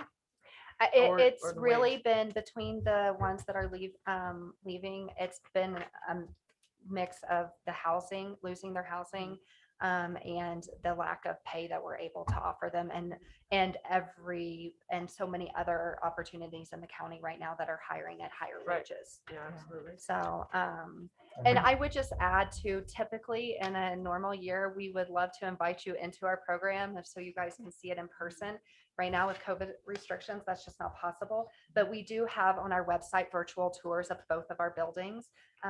So the website is grandkidschildcare.org. And you are welcome to go on there and peruse around. We have lots of information on there as well. So you can just kind of get a little more insight into our day-to-day programs. Nothing against Wendy's employees, but Yeah. they can go across and flip We weren't burgers gonna for say $2 more an names. hour. Yeah. Yeah, so Right. it's tough. So is I- Wendy's, is it And- 15 or It's 16? 16. They're gonna Coffee go, Yeah. out at 16. It's 16 there now. is And- it and- $3 an hour? So Yeah. is 15 even enough? No, no. So, yeah, needs to My favorite teacher. be left looking because more of at that, Miss 16. Mackenzie. I can't, I'm like 18 to 25 at my company and I can't even find anybody to come answer the phones. And Yeah. this is like a huge, Oh, yeah. this is a huge, the qualifications to take care of our kids is. Well, just Yeah. the cleaning part. I remember when I moved from childcare to teaching, Yeah. and I'm in my first meeting at the new school, and this kid throws up on the floor. And I went running for a bucket. They said, "Oh, no, I got a janitor." You went, "Really, a janitor? Are you kidding me?" No, it's tough work, and it's like you said, these are the years when these kids, it's a lifetime for them. Yeah. So, And My you know- grandkids are blossoming. Well, and we have a lot of opportunities to grow staff once they are within our program, but it's just getting them in and being able for them to afford life to get to that point that they can hit. The state is offering credential, like college level courses to get them LEED certified if they start with us as assistants. And Grand Beginnings is always supportive of college level classes as well. It just unfortunately isn't, a lot of times we can't even get them through a 6-month class before they're like, I can't afford this. And I have to go find something different. So but what hurts the most is when they say, I love the kids. I love the being at the program. I just can't afford it. So, So are you considering it, raising it more than 15? well, 10 tuition would be raised. to No, 10, no, but, not I mean, if we tuition. could find the funds, absolutely. We just want to make sure whatever we're doing that we can work to continue to sustain it and continue to support even just the minimum increases a year. So that's our biggest. We're really active with getting back into the fundraising and grant writing constantly. So it's a full-time job, but right now we're all finding ourselves in the classroom covering teachers that have gone. So would you say that, you said that 95% of the income is tuition? 90 to 95%, depending on the, yeah. So grants and fundraising is 5 to 10%? Mhm. Yes. Yeah.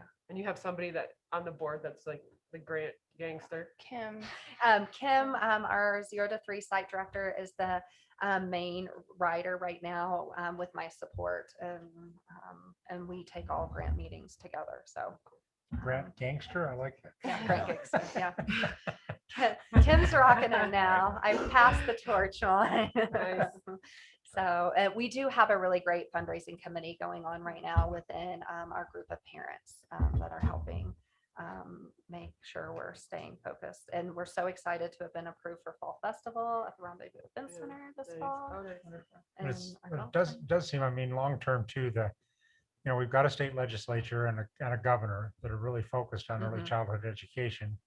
And I think the school district, I know, is having conversations about mill levy again. And this is an education mission. I mean, the town's got to step up too, but I think, somehow, Eileen, you're right. I mean, there's got to be a way to to raise this to the professional level where Mhm. it should have been along many, many years ago. Yes. Your teachers, Yes. your staff are They teachers. watch our children Yeah. all day long. Yeah, exactly. So, And I always say, I'm like, we're not just watching them, we're growing them. Yeah, We are they educating teach them. them. Yes, we are Yeah. teaching from even But that don't- first day as a 2-month-old that they're coming in. We're working on that next developmental milestone. but I just would encourage you to not hesitate to go to our school district board and begin some of these tougher conversations about long-term solutions to this too. So, We had, prior to COVID, we had engaged through Grand Beginnings, a program, a work study program that would give opportunities for high school students to take those CDA credential level classes to be able to come out of high school with a group leader, teacher qualifications. And it didn't get off and going. And since coming back this year, it has fallen to the wayside at the moment. But I'm hoping, I know the, superintendents will be changing, but that comes back up on the table for the next school year. Cause I attend their virtual college career fairs and I'm like, anybody want a summer job? You can really learn how much you love kids. And I'm like, well, "Oh, but you're not going to attract them until you get the pay up. Yes, And that's why exactly. the long-term financial solutions, Mhm. some of them the district can pull more strings at the state level. And I don't know, this has to be part of the K-12 education program. It should be preschool 12, obviously. So, yeah. Great. Yeah, Thanks, thank you, ladies. guys. Do we want to Just ask one- the public for comment? on this? It's not a public. One other question. At full capacity, how many staff members total do you need? We would love to have a total between directors, at least 18 staff. What are you at now? We're at 15 Before some of them leave. yes, before Some of them gave pretty good notices. yes, which we are very grateful for, but to 2 months of applications, we've made one hire. Oh, geez. Good. So again, if you know anybody that wants to work in our shop, let us know. Right. Yeah, thank you guys so Thank much. you. for All your right, thank you, time. ladies. Thank you, ladies. Thank you. Okay. Next is that's a tough act to follow, Steve. Uh-huh. Yeah, so KFFR funding, Steve, it looks like I saw Dennis today. Did he leave town? No, he's around. Okay. We're working together in harmony. I just want to say, as a performer, they always tell you never to follow children or animals. Right. So, I know I'm in trouble already, but appreciate the opportunity to spend a few minutes with you talking about KFFR.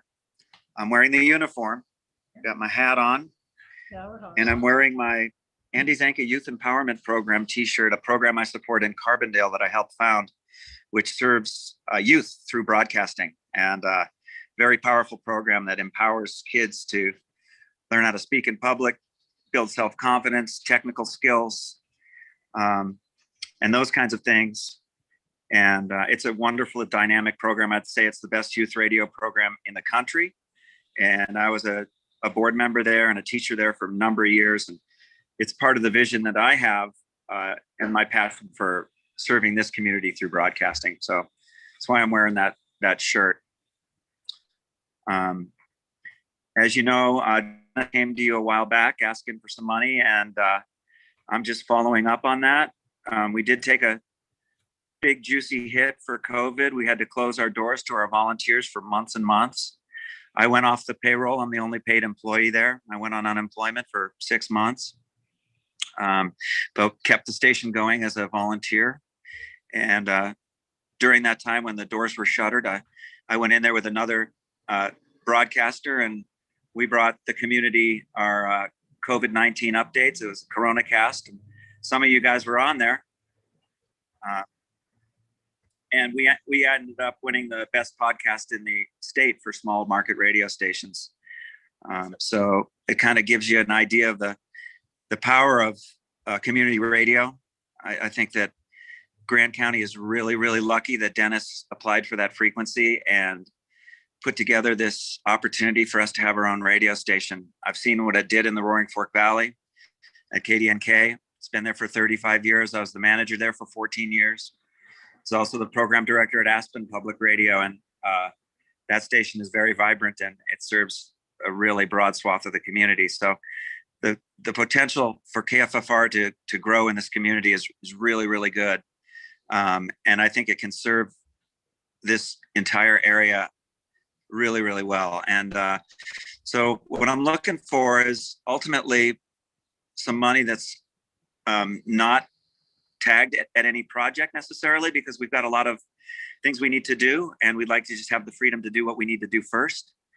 But if you're really enamored to a capital project, our infrastructure at the station got paused. We were building a new full-size broadcast studio. Right now we're working in a very small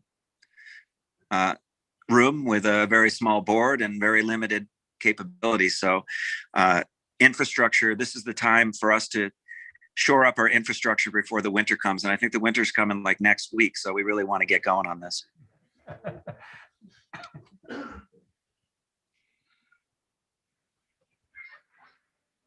Great. Thanks, Steve. Any specific questions or comments to? As you know, I'm a big fan of the public radio. I think it's something that's good for the community. They got the big antenna up, so they're servicing a much broader area than they were before. I believe the antenna is off my deck. I didn't see it last time I went up there. So it is. Yeah. Good. I think it's a good thing to support. That's all. Steve, have you been to Winter Park also? I'll ask that question again. We are starting in our hometown, and I assure you that we are going to Winter Park. We will go to Grand County as well. We're going to go to the state level because there's state money coming in for COVID, and we have large infrastructure needs that go way beyond what we're asking you for. So this would get us back on our feet from what we lost last year. I would also add that community support, especially since we came back, has been really nice. We're getting a lot of evergreen members where people give us a monthly contribution because they love the radio station, and those are growing every week. And business support has been pretty darn good considering the circumstances. And we have a lot of regular underwriters that are underwriting with us every single month.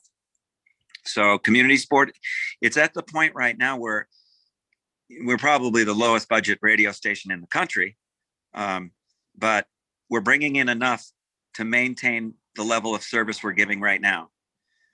When I see contributions come in, I dream of turning that into community service. I'm not in this for the money. If I was, I'd work at Wendy's. But honestly, an injection in KFFR right now would really help boost us up before we got to the winter season.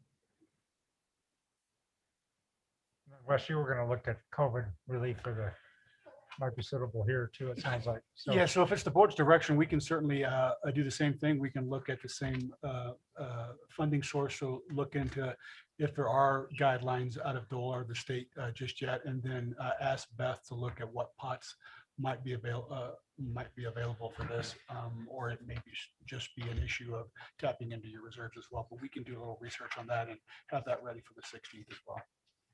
Yeah, just piggybacking off of Wes, I would agree that if we can get any sort of COVID money, we should do that and give it to both of these groups potentially. But if not, our sales tax numbers are up compared to what we conservatively budgeted for. So there should be leftover funds. yeah, and Ryan just left, so we can spend money. Really Right. That's I'm not quite as tight as he was. That's the reason I didn't let him. So pursuant to your direction, and Mayor and Board, we'll bring this back to the 16th. We'll try to have some additional information at that point on which you can make your decision. So Great. if there's anything else you need in between now and then that would help you in your decision, please don't hesitate to reach out to staff and let us know. Okay. Thanks, Steve. Steve, thanks for Thank all you your so hard very work. much. I really, really appreciate you all. Thank you, Steve. Yep, we love Take you. care. Thank you. Yes. Thank you. Okay, we are now at, where are we? Resolution 2021-0601, contract with Seneca companies for a new fuel management system. Mayor and Board of Trustees, you have a memo in your packet from Russell, and he's here to discuss this project and the need for that. Thanks, Russ. Wow. I haven't been in front of people in like over a year. So this is quite the treat. Plus my new boss is sitting over here. And actually this fuel management system is not in the budget. So I'm really glad Ryan left. So I was like, of all times for him to show back up. So, but yeah, yes, Russell Pennington, Public Works Director. Over the last year, last couple of years, actually, we've been thinking about this project right here. And actually, this was delayed last year, and of course, 2020. This was we had some financial impacts, and this is something we were looking at. But with the increase in services that we've been providing, increase in equipment, our fuel usage is going up. So as you can go outside right now, we have an additional 500-gallon tank that we're currently installing right now. And if you take a look at our current system right now, it's very archaic. It's a matter of an employee coming up, getting a notebook, writing down the unit number, writing down the mileage, writing down, hopefully making sure you're getting diesel on the diesel sheet, not the gasoline sheet. And then there's a series of, at the end of the month, a staff member has to go and read everybody's handwriting and enter that into an Excel spreadsheet. And then out of that, we have to actually pull some of those numbers to actually bill back other entities such as the rec district, the wastewater treatment plant, what have you. So it's a very time-consuming process, and there's also a number of iterations because of bad handwriting or entering numbers wrong once we're entering it in here. So Michael and I have been working with this Gas Boy fuel management system here. And it really gives us a number of benefits here. First of all, it'd be give us a greater control of access to the pumps to make sure there's not any type of fuel loss or misuse, as well as the less consumption of staff time and entering all that, as well as able to pull the reports quicker, to be able to bill other entities to see how equipment's doing as far as gas mileage, fuel mileage, and et cetera. So let's see here. So we've looked at Seneca companies here with the Gas Boy fuel management, and the cost of the system is $30,202.41 to upgrade this. And this would be a great time as well, as to, since we are installing another tank, to get all this installed at the same time. So with the sales taxes up, I have this funding request in front of you as well. So my hands are out. We think it's a good idea to be able to track, give access control, as well as monitoring the fuel levels as well, with additional tank. So if you have any questions, I'd be glad to answer them. So I'll chime in. I'm familiar with Gas Boy. The resort has Gas Boy. So as an employee, you're given a your own PIN number, and as well as a department code to help track that. So you can't get in, period, without your PIN and department number. And then you enter a vehicle number and then choose which kind of tank you want. But it's the one we're looking at is very similar. We'll have each employee will have a card, each piece of equipment, vehicle will have a card. So you have to have the card to swipe in. That way we know who got the fuel, and it's coded to the right vehicle or piece of equipment as well. So using cards, how's that affect security versus having just people having their own PIN numbers tied to it and vehicles programmed into the system? I imagine maybe the other one's more expensive. I don't know. Some of it's security. I think the resort looks at security even more than we do, because they've got 2,000 employees. No, I would think it would be easier to transfer a PIN than a physical card. Right. Okay, just let somebody know. Yeah. But they have to have those two pieces of I guess cards there, to not only have the vehicle. That way they're not placing it into private vehicles or cans or whatever. But you have to have both of those cards there at one time to be able to start the fuel system. Gotcha. Cool. Yeah, I talked to Wes about this earlier today. I was a little concerned that it was where it was going, if it was going to go right here, or if it was going to go at that new transit center that is eventually going to be built or whatever. And then if it is going here, which it is, if it would be redundant later when that transit center is built. And it sounds like it's not. It sounds like it's more for the maintenance vehicles of the town. It's more for that kind of thing than like the lift and all those Right. buses and everything. This will be for the town of Fraser, as well as our partners such as the rec district and the wastewater treatment plant, who gets their fuel here too. And then this will also be transferable to a future public works facility if that's built in the next few years. That's a good point. So what does the money come out of? General fund? Yes, ma'am. So there is not a currently a budget line item in your budget for the specific items. So I would either it would come from your increases because you got those in sales tax, but ultimately it's going to come out of your fund reserves. So How come we didn't put this in the budget? I do believe it was in the 2020 budget, and it was missed making the transfer over. Gotcha. Further I'll discussion? make a motion. Oh, there we go. Yeah, I'll make a motion that we approve, let's see, where are we? Resolution 2021-0601. Second. All in favor? Aye. Opposed? All right. Thank you very much for the support on that one. That'll be a great investment. Yeah, so don't go anywhere. Oh, You're up I next. know. Save us some That money. was the support on that one. All So right, yeah, so the next item on the agenda was actually going to be on consent agenda, because you can see at the consent agenda, and Antoinette said, maybe this is a big spend, maybe we should discuss this. So it was great. I'm glad when I was putting together the agenda, so it was nice thanks, to Antoinette. Antoinette to Appreciate be it. on top of this. Just approving a $400,000 ask on the consent agenda seemed, so this is budgeted, this next item. Yeah. But, so, I tried to get everything on the consent agenda. That's my starting point. So Well, thanks, Russell. So give us an update on where you're at and how the funds will be used and when we start to roll this program out. So- okay.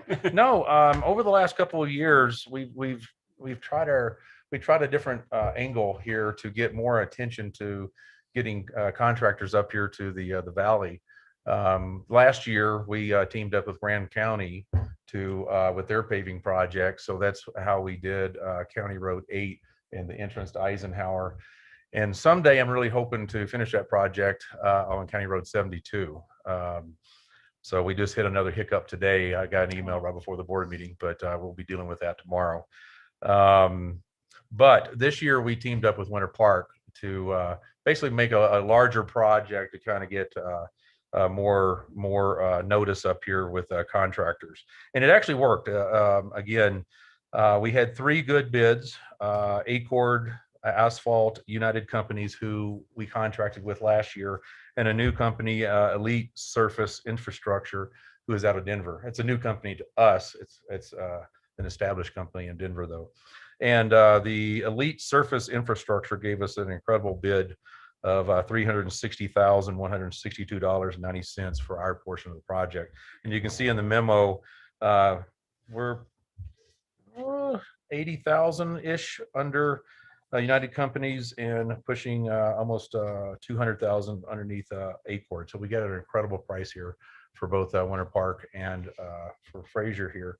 So we have checked their references, we've checked their projects, and everything has turned out really well there. The projects that are scheduled this year are the mill and overlays of Eisenhower Drive, basically from where we stopped at Fraser River Beer Company to Norgren through this area.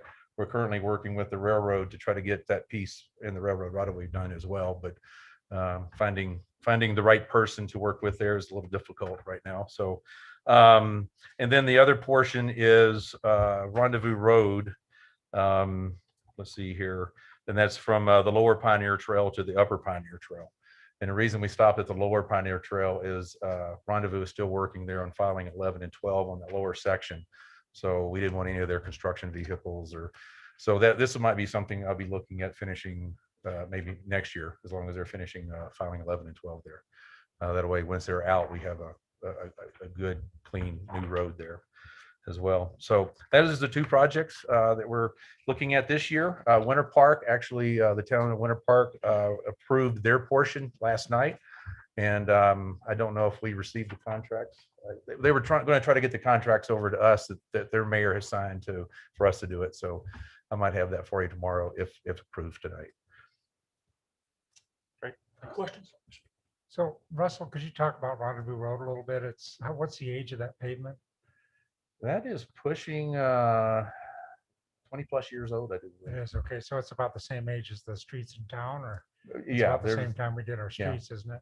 Yeah, but pretty much. Yeah. You know, that's a new road where I think when about 20-ish years ago, there was a chip seal effort that went around town.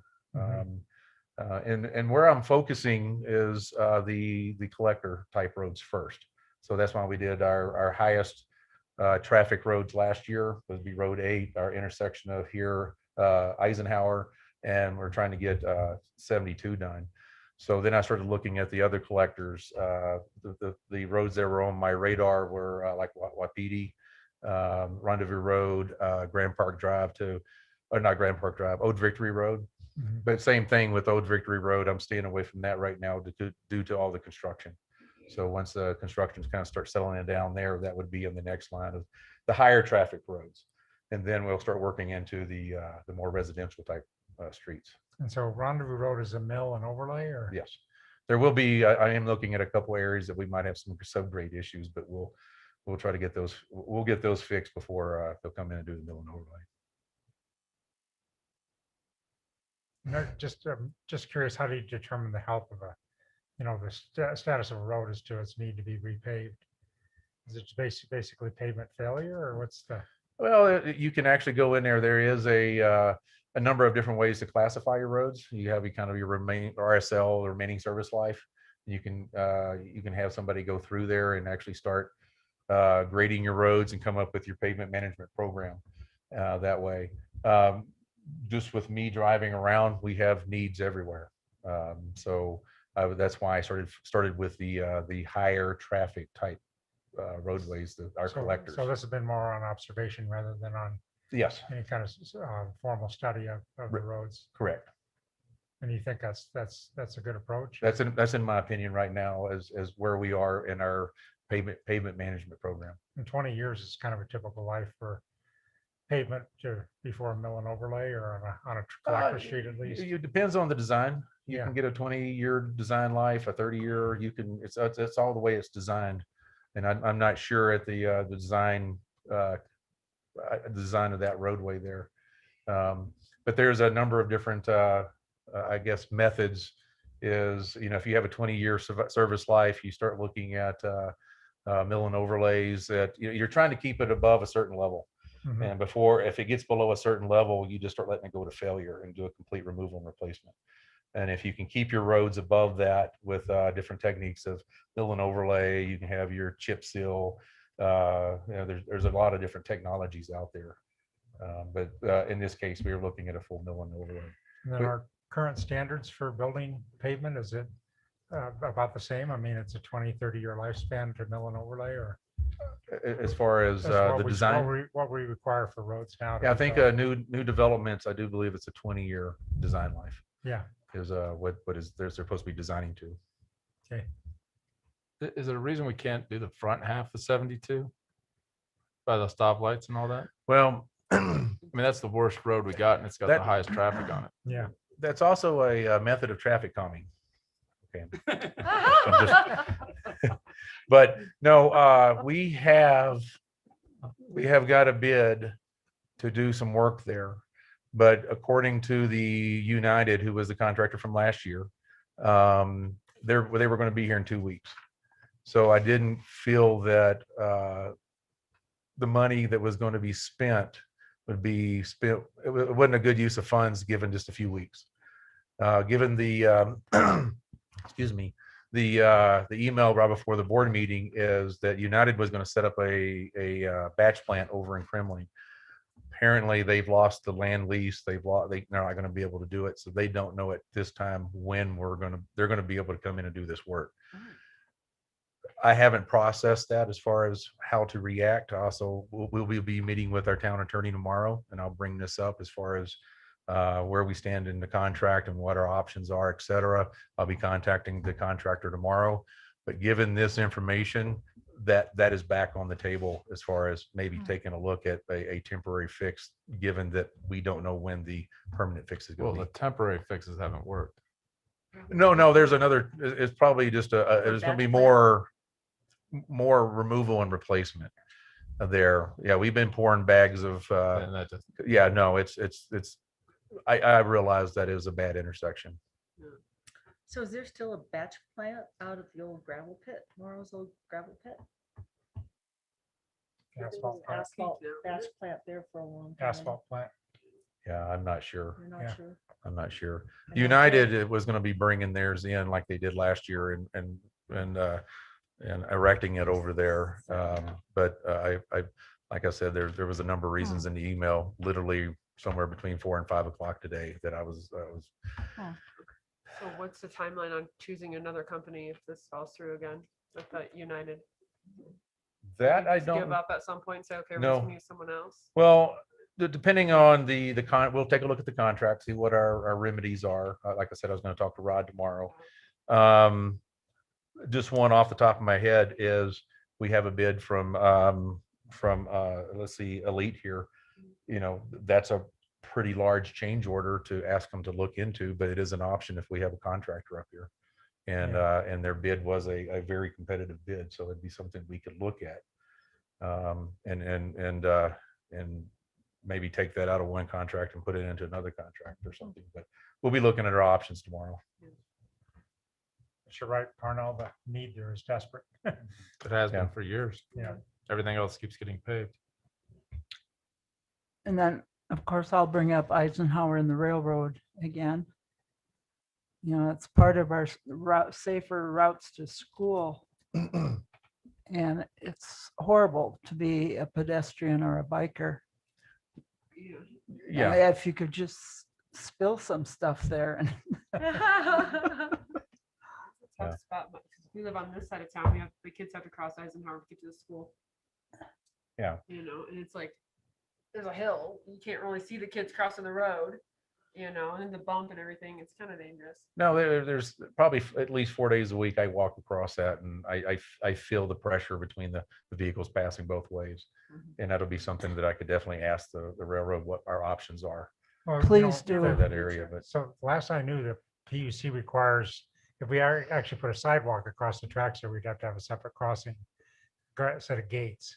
I believe that's the threshold you've got to get to. And but Russell, you've been looking into for a long time the quiet crossing, which is controversial. But in other words, this whole project starts to maybe be one thing. So no, this the Whistleless Crossing, I have started that project back up. Yeah. You know, we had that in the 2020 budget and we put the brakes on it. So just recently, it's about a month ago, I contacted our consultant and we're getting that going. Right now, I'm trying to set up one of the requirements is to set up a meeting with the railroad. Yeah. And so we got to bring somebody from Oklahoma, I think Utah, but we have to be able to sign a contract with them for somewhere around 25,000 to pay all their expenses. But we do have that in the budget this year, which contemplated that. So we need to get them in here to see what we're doing at that intersection as far as the Whistleless Crossing. But I think in the conversations with this paving as well as the Whistleless Crossing, maybe we'll ask what our options are with a pedestrian crossing. because I helped put together the trail from town out to the ball fields.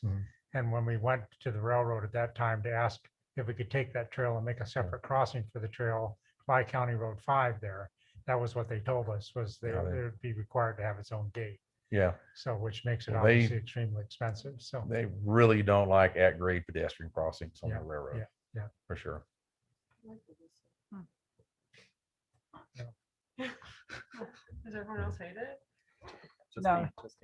It's just me. So I love the whistle. Okay, so I any didn't hear it. further, You don't hear any further questions or motions? Motions? motion? I move to approve resolution 2021-0603 street maintenance program. Second. All in favor? Aye. Aye. Opposed? And I Okay. wanted to mention, Russell, that I like this fiscal information that you're putting on. Oh. No, I think Both that's of- important. So You you're know, the you're way budget welcome line and hopefully number that'll, and all that'll- that. yeah. All right. Well, thank you very much. I had one Thanks, other thing Russell. for Russell. Should I hold it until board business? I do or- too.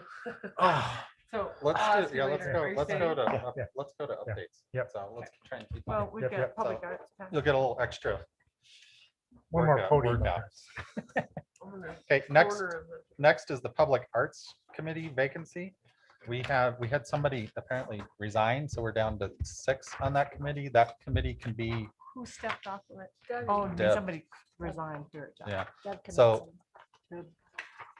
Knudsen. Knudsen, yeah, that committee, and hopefully I can make this easier tonight for all of us. That committee can have up to 11 on it. There are 6 and there's 5 applicants right now. Fraser's actually becoming quite known for our arts. Mhm. And we've got an art center to put And together. we've got an art center to put together. We have, it's my understanding, and I have insiders information on the mural fest, Weird. but that there was 70 applicants for artists that wanted to Wow. come to the Awesome. town of Fraser and be part of the mural festival. So I looked at all these the people that are applying, and I think they would all make great Contributions. contributions to that committee, and I know Sarah probably will kill me because she's gonna have to herd 11 instead of 7 artists. So they can put together subcommittees. Yeah. So I would love to see us to go ahead and move to have all of these people put That's a onto lot of that, people. onto It is a that. lot. So, I move that we appoint all 5 of these people to the committee. Okay. Is I there- second that. Is there further discussion? All in favor? Katie looks, yeah, it looks like she has some well, the only discussion. reason I'm hedging is, 7 is a really good workable number when you're working with a committee and a group of people. And on our Main Street program, we were talking about that, and Steve, who's the chair of this committee, I remember him piping up with that same thing. So I'd kind of like to get a little feedback from them, but they're all really good people. And if we say no to them, Right. then they'll feel rejected, Right. and we really could use them You know, all. I'm So- married, I'm married to an artist, and I think the more the merrier when it comes to artists. this, so. Well, they have so many projects. Again, it gives them the Okay. opportunity to split up into subcommittees and really division of labors here, because they really need that. It's Yeah, they If- do. My opinion is that if the Public Arts Committee can be filled to 11 and potentially never has been, I don't know. No, it hasn't. Then let's fill it to 11. And if it's cumbersome and it actually slows the thing down, then we Attrition. should move to Or attrition change of the people, number. Yeah. Yeah. But Okay. let's give it a shot. I agree. All 5 of these people are great. Okay. Okay. We have a motion and a Who's the second. chair of this committee? I'm sorry. Steve Steve. Fitzgerald. Okay. We have a motion and a second on the table. All in favor? Aye. Aye. Opposed? Okay. That's gonna be fun. for That's them. exciting. 'cause Yeah. they're all- That is, I mean, That's really Fraser exciting. is becoming known for its art, and I'm Yeah. super stoked about that. So, Could I- okay. Could I have one other thing to this agenda item? To the So, arts. when I looked at this, remember we had quite a few applicants for our economic committee before too. And it puts the committee in a little bit of a spot, but it would sure be wonderful to have the committees. They wouldn't make the appointment, we would still make the appointment, but to give us some feedback. Because they Mhm. know more what their needs are. They have a better idea of who might serve those needs. And it puts them in a little bit of a spot because they might have to recommend somebody over another person that may end up serving on the committee, but we're in the same spot when, just recently we elected a replacement for Ryan. It just kind of goes with the territory, but they just know so much more about what's going on with their committee. I think it would empower them some to at least allow them to give us some feedback during these processes where we appoint new members. So just a thought. So just moving forward, what Give me you'd an like to end see is some recommendations from these committees? Yeah, this has already been passed. In the So this future, is yeah. no- yeah. No do-overs. No do-over, just in the Okay. future. Just Okay. as- Yeah, as just a moving suggestion forward. for process, yes. Okay. Yeah. I don't think that's a bad idea. No, we're I don't- noted. I don't know That's that we're actually a gonna good have a idea. committee for replacing a board member. There's no. we No, are- no, we no, are- no, we are no, the no, this is separate. No, I'm Yeah. just talking about these special Yeah. committees, but Philip, it's you instigated this a long time ago, and I really thought we'd never have enough people to even fill these things out, and this is just incredible. Yeah. This is, No, this and is a it's great exciting. town, for sure. So you were right. All right, thank you. You bet. Great, okay. Now, we are at open forum. This is where we allow the public to address the board. The board probably will not, we definitely will not be debating with you. You get 3 minutes. And we will, what is our procedure now? What, are we asking for digital? Just digital? Okay, so you can digitally raise your hand. The people on Zoom, are we on Zoom? Is that, yeah, Zoom. So if you click on more, you should have an option to raise your hand. And we will call upon you once you do so. Provide a public comment. Yeah. So where's more? Oh, there it is. Your next to Like add. it's, for us, it's like regulated. Okay, cool. Okay, give it a couple more seconds. Okay, no public comment. We are now at updates, and this is where we would update, and we can ask Russell to come back. So any updates from the board? No. Andy, was it you that went it? Yeah, Katie, go ahead. No, I was just gonna talk to him after the meeting. It's fine. Oh, okay, Yeah, sure. it's no big deal. So Russell, you give me a little bit of background on what our status is with the DOLA grant and the bathrooms. And yes. in the park, if you would. We're really hoping we get going on that project this summer, but I guess we're having some challenges. So. Yes, we actually put the water and sewer service project portion out earlier this summer, and we didn't get a single bid yet. So so we are actually working, because we also are in the middle of designing some other water projects for next year. We're gonna get in the design. We're gonna start the I guess the design and construction pipeline. We're actually going to start designing this year for projects next year, and we're actually working with them because one of the more complex portions of that project is probably a 20-inch bore between the two ponds there that some of the local contractors are probably uneasy about. It's a subcontractor type project anyway, but so we're actually calling a company in Denver that does this type of work to see if they're interested, if they have availability, give us a price, etc. It's a company that I've worked with in the past. So if we can get that actually bored in there this summer, that would be fantastic. And then also put that, the pipeline project out again. Potentially we can get some bidders there. If not, then we'll have this project ready to go 1st of January as far as bidding it next year. The DOLA grant expires in December of 22. So we have another year and a half.